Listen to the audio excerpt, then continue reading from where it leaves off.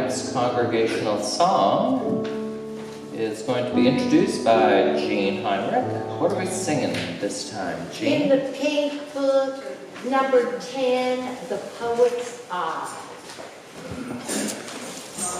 Please rise in body or spirit as you're willing and able on page 10.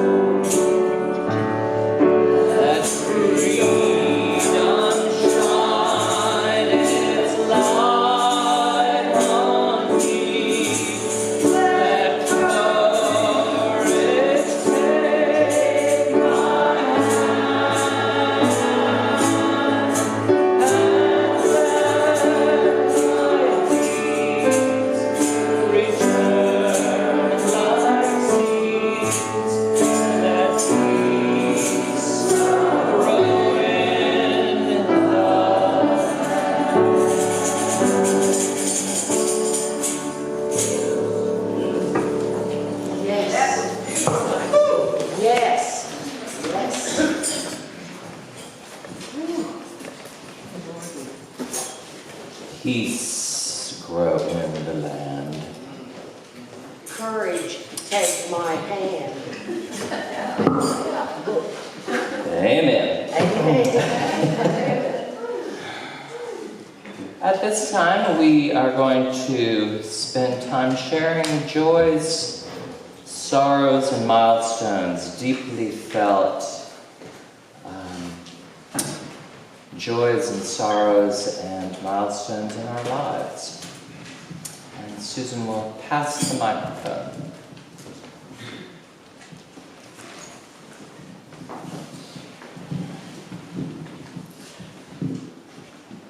This is highly personal to me because I delight in getting under the burr.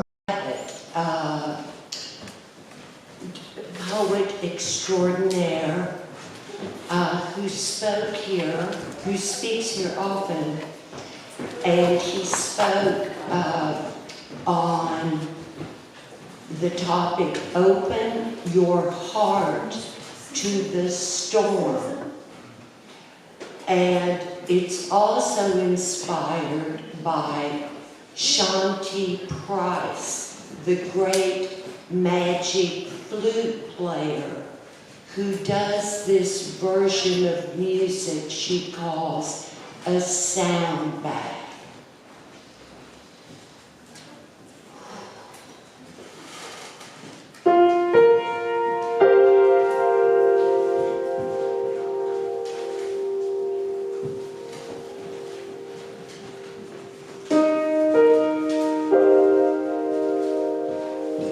there is a risk we humans face,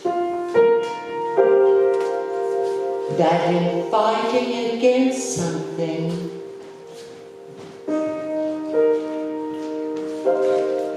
we become what we hate.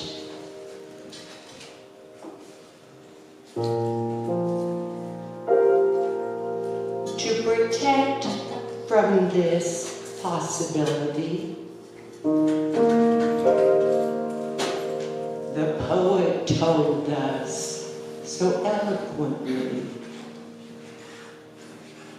to open your heart to the storm.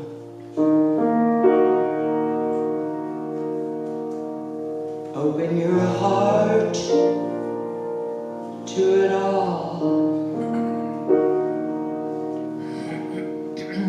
Open your heart to the storm and remember, you're not alone.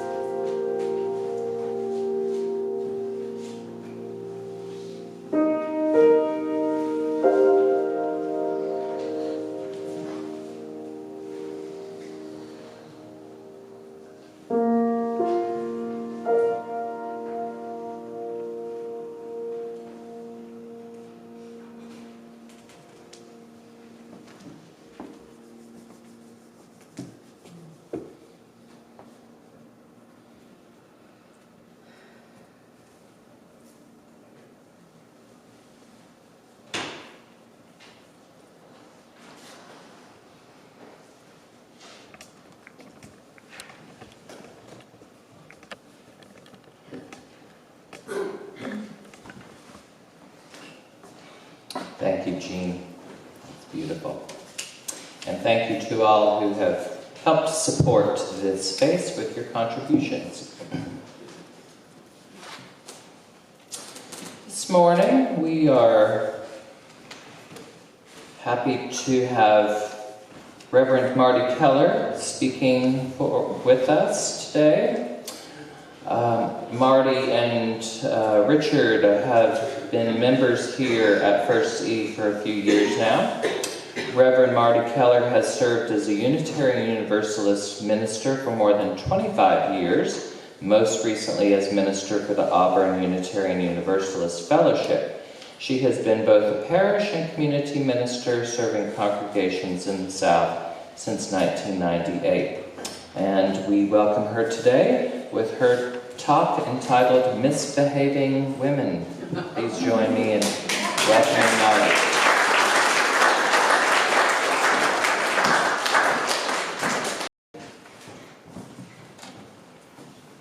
So what I want you to do is take a 7th inning spiritual stretch. Just get everybody get up for a minute as you're willing able. I went to the installation of a colleague yesterday in Marietta, and it went on for a while because we do like to speak. And there was somebody said, "We're going to do a hymn, and please rise." And as soon as I started saying "please rise," I was the only one who got up really fast. Okay, please sit down.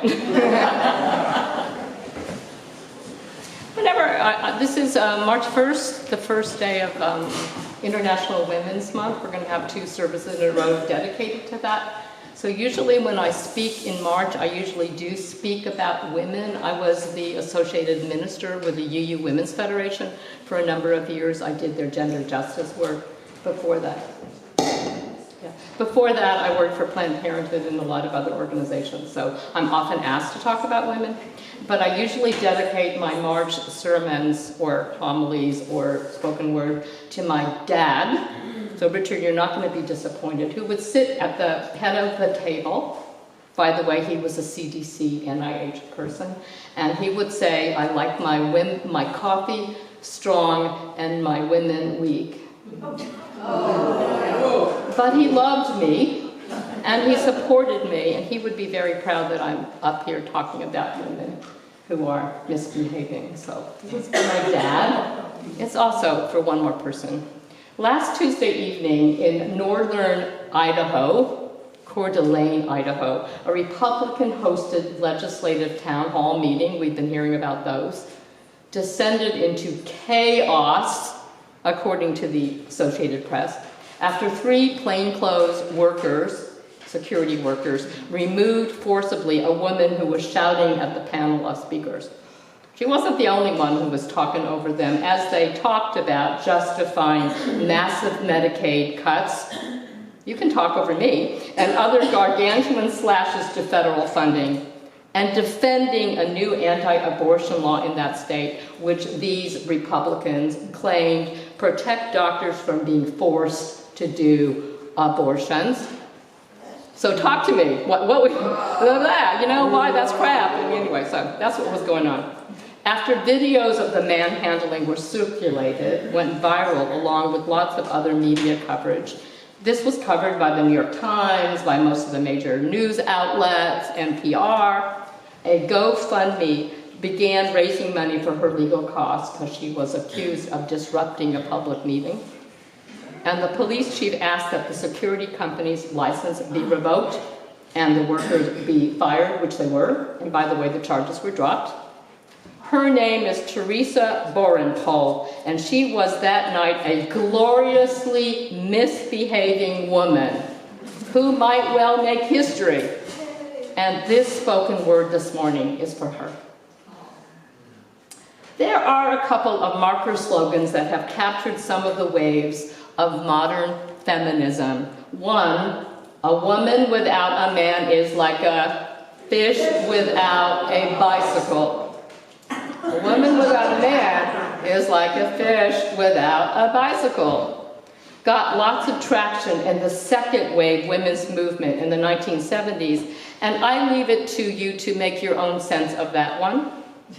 The other, well-behaved women seldom or rarely make history, while penned more than a half-century ago, did not make it into our popular culture until 1996, well into what we call the third wave of feminism, and we're probably in our 5th wave by now.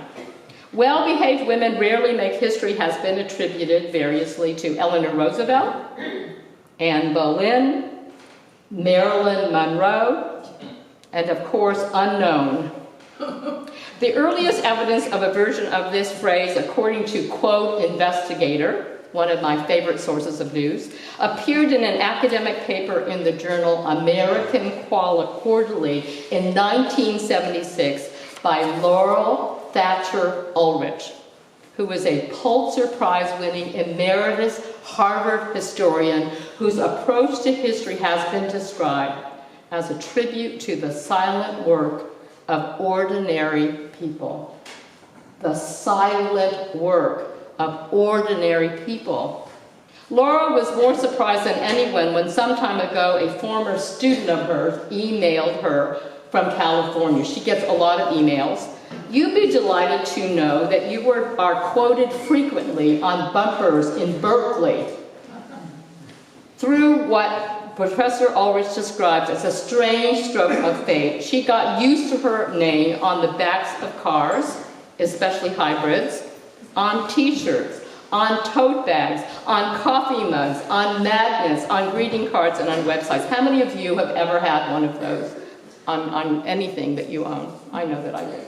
She writes that she owes this curious fame, again in her words, to a single line in the opening paragraph of a study of the well-behaved and ultimately forgotten women celebrated in Puritan funeral sermons she had penned, "Well-behaved women seldom make history," which was picked up when a female journalist repeated it in a popular book called, I love the title, From Pocahontas to Power Suits. Only she had changed the word seldom to rarely. And then this slightly altered version of the quote was used with permission by a young woman named Jill Portugal, whose company, One Angry Girl Designs, committed to taking over the world one t-shirt at a time, struck gold with the slogan. This runaway sentence, as its author describes it, now keeps company with anarchists, with hedonists, with would-be witches and political activists of all types and description. It was featured both in Cosmo Girl and the Christian Science Monitor, and the Sweet Potato Queens of Jackson, Mississippi adopted it as their official maxim, selling their own pink and green t-shirts alongside another that reads, "Never wear panties to a party." The ambiguity of the slogan, Laura believes, surely accounts for its appeal to quite a few. She says it might as well say, "Good girls get no credit." Not to a lot more she has discovered, it says, "Bad girls have more fun." The aforementioned Sweet Potato Queens use the slogan in the service of their own avocation of, quote, being outrageous and naughty and out of control in their spare time, with a theme song with a first verse and refrain that goes like this, and I'm not singing it, but you can imagine it's a song. Now, I've been getting into trouble since I was a child. Mama told me, girls like you turn into women that run wild. But if I didn't do what I've done, I wouldn't have had me so much fun. And Mama, life's too short to live it any other way. Let's hear it. Well-behaved women don't drink shots and beers. That's why well-behaved women bore us all to tears. They are politically correct, but we invite them to defect because well-behaved women rarely make history. In the verses of this song, the Sweet Potato Women lift up Mae West, Sophia Loren, Bridget Bardot, and other sultry, naughty sirens of the silver screen. Another spin-off from the well-behaved women slogan, the book, I love this one too, Cool Women, the Thinking Girl's Guide to the Hippest Women in History, used the quote to frame its eclectic collection of those who are described as infamous women, naming Lady Pirates and other better-known female rebels, including Georgia O'Keeffe, and I have to add Frida Kahlo, a renegade artist, Martha Graham, the ultimate wild girl of dance, and even physicist Marie Curie, who was described as having walked into the boys' club of the science world and basically tearing that world apart. Go Marie! Laura Ulrich asks us to look at the basic premise underlying all of this, that empowered women are essentially wild women. This is, she suggests, a very old idea. Since antiquity, she tells us, misogynists have insisted that women, being more emotional than males, are less stable, more likely to swing between extremes. That's who we are, and that's what it takes to get noticed. Think of the old nursery rhyme she asks us that says, when she was good, she was very, very good. But when she was bad, no. When she was bad, she made history. If you hadn't already noticed this, I will lift it up for you. We women have bought into this fascination with badness. While pioneer religious feminists were pointing out the almost complete anonymity of women in the Bible, our nearly total absence in the mega stories of Judaism and Christianity, and have tried to elevate the few who are named and who played more than walk-on roles. Sarah, for example, who laughed because she got pregnant when she was 100 years old. Esther, who stood up to the king. Deborah, a judge and a major prophet, and then there's Mary Magdalene, a serious student of Jesus. Writers like Liz Curtis Higgs were finding more zest and more fascination with the bad girls in the Bible. Sarah, she writes, was so faithful. Esther was so courageous. Mary was so innocent. She despaired. It was hard to relate to them, she confessed, when she found herself so consistently and solidly in the sinner circle. I was none of the above, she admitted. And then she happened upon Jezebel. And something inside of her, she said, clicked. I identified with her pushy personality. I understood her need to control. I empathized with her angry outbursts, which led her to research who she calls Evil Eve, Lot's wife, the one who turned into a pillar of salt because she looked behind, Delilah and others. For her, these were the juicier women with more lessons for her in their lives.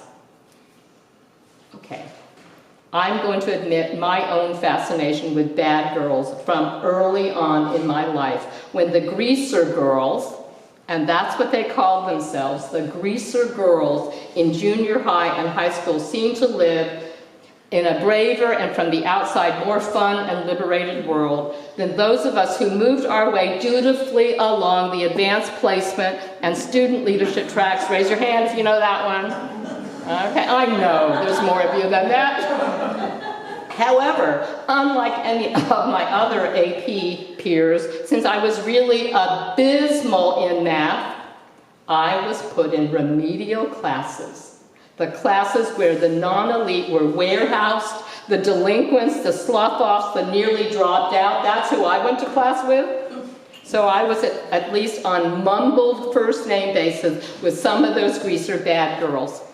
Girls, I am convinced, who were not intellectually lacking, but like me simply were profoundly uninterested in algebra and geometry. And raise your hand if you could relate to that one. Or English or whatever you didn't like. While waiting for the bell to start class, I frequently heard their stories of fights in the bathroom between classes, complete with kidney punches and bloodied noses.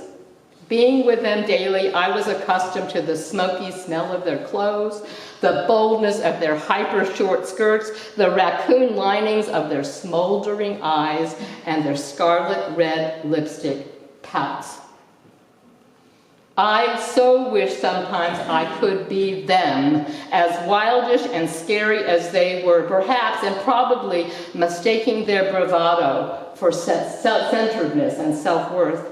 So when I attended my 20th high school reunion, by the way, 7 months pregnant, I was glad to see that they were still around, learning that while by that time we had all experienced elements of badness in our personal histories. For many of them, the circumstances of their lives had been much, much tougher. Not just fascinated with hometown teenage bad girls, I was for many years interested in daytime and primetime soap opera bad girls. And now in this era of reality television, with the steady parade of famous or infamous bad girls, those newsworthy lawbreakers, especially a while back, the television series Snapped. Who besides my husband watched Snapped? Yay, Sarah! Snapped, produced on the best-known women's television network, an ironic antidote to the sunny, selfless, self-improved universe of Oprah. Imagining that you might not be familiar with the show, Snapped was a true crime series on the Oxygen network, featuring the stories of real women who killed others, mainly their husbands and their boyfriends. Among the famous and infamous women featured were Ruth Ann Aaron, a woman who ordered a hit on her husband and political rival after she lost a bid for the U.S. Senate. Pamela Smart, a New Hampshire woman who seduced a 16-year-old into killing her preacher husband. And Marie Winkler, who killed her abusive preacher husband in self-defense. This fascination with criminality, or at least women who act out, is an extension, however warped or extreme, of the tendency, as Laurel Thatcher Aldrich has seen, to assume that the only way that women can make history is through, if not wildness, then at least some form of rebellion. Do you think that's true? That's the only way? And to some extent, historically, that has been true. Up until very recently, history has relied almost exclusively on written sources, and very controlled written sources, that which have been selectively recorded about people. Public record, past and present, has always favored troublemaker. Those who go quietly around and about their lives have indeed largely been forgotten. Even today, she points out, publicity favors those who either make the law or break the law. Either make the law or break the law. As she writes in her book titled Well-Behaved Women Seldom Make History, her chance to make clear what she really meant when she coined the phrase, though she didn't actually coin the phrase, she just kind of amplified it. The premise has been that, as a New Hampshire pastor pronounced in 1650, woman is the center and the lines are men. Women are the center and the lines are men. Women, in other words, perform the same necessary but unchanged, mostly domestic roles, binding the wounds, steering the suits, bearing the children of those men whose mission it is to fight the wars, rule the nations, and define the cosmos. Doesn't that sound really true this week? If women occupy the fixed center of life, and if history is seen only as a linear progression of public events moved along by wars and changes in kingdoms, out of this comes the assumption that only those women who, through outrageous behavior or some kind of divine intervention or sheer genius, step into the stream of public consequences and have a history. The trouble, she says, with this view of history is that it not only limits women, it limits history.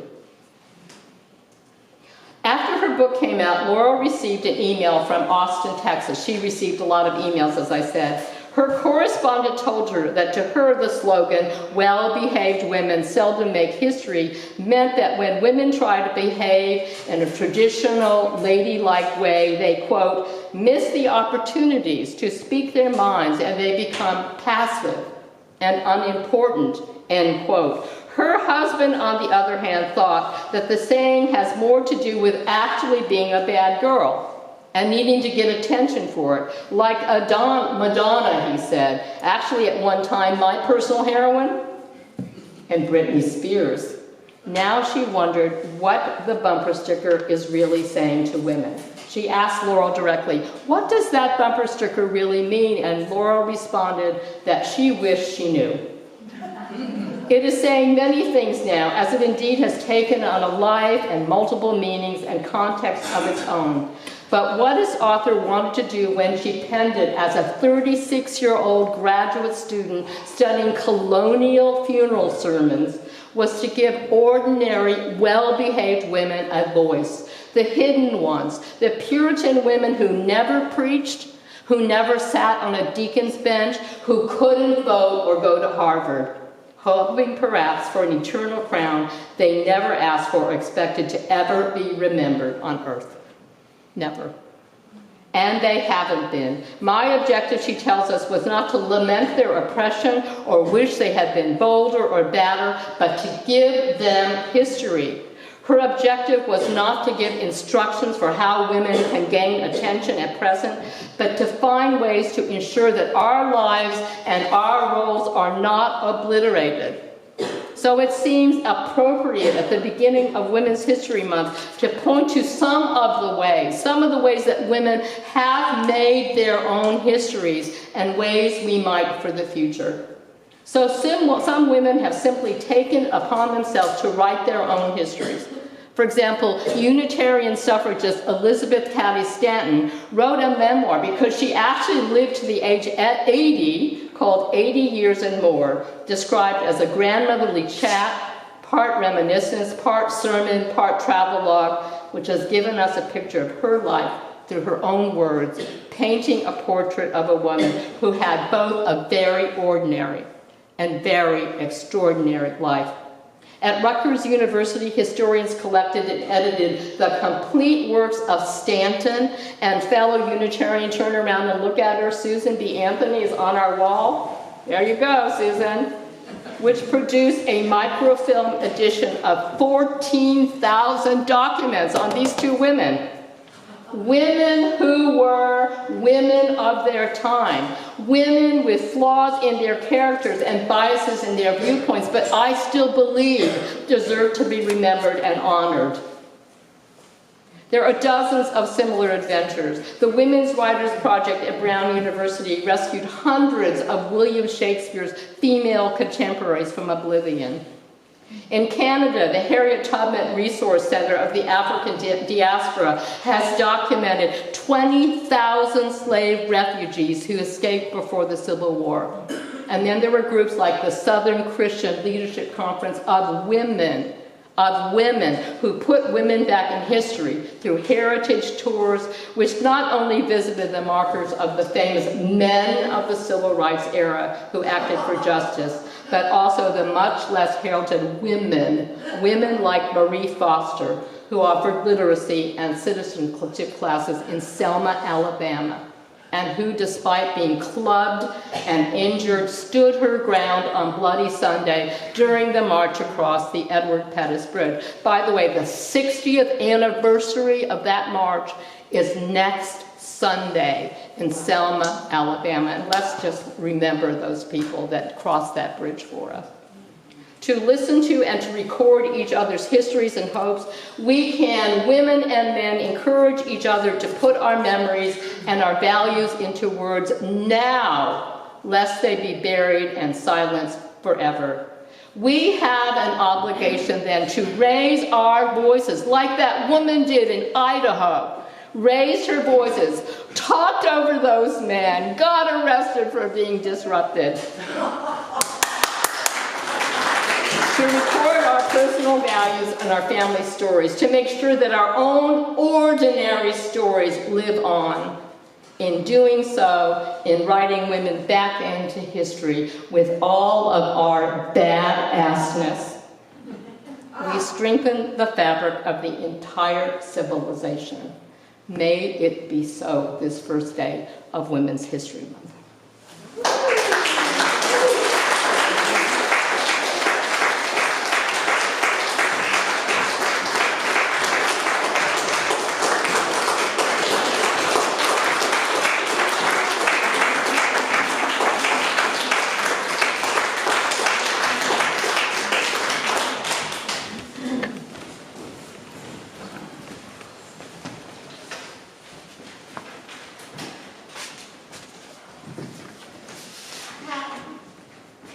Nominate somebody from the Pantheon. The ambassador from Ukraine sat through that berating of Zelensky by Trump and by Vance with her head in her hands. Yeah. And that was about all she could do. But it was so nice to see that. And I've heard very few people comment on it. So thank you.